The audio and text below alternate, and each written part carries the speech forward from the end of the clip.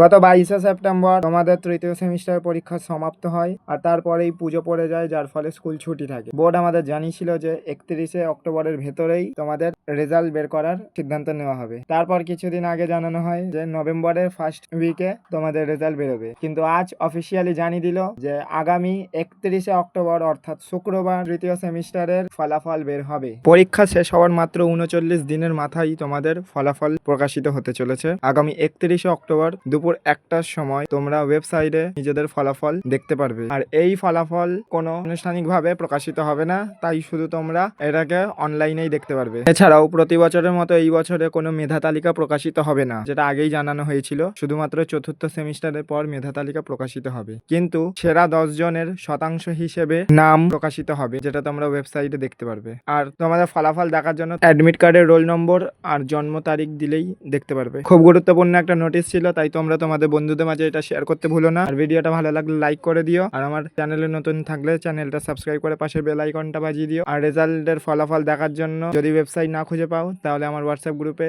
Join হয়ে যেও। সেখানে 31 তারিখে দুপুর 1টার আগেই আমি লিঙ্কগুলো পাঠিয়ে দেবো। আবার দেখা হবে পরবর্তী ভিডিওতে। সবাই ভালো থেকো।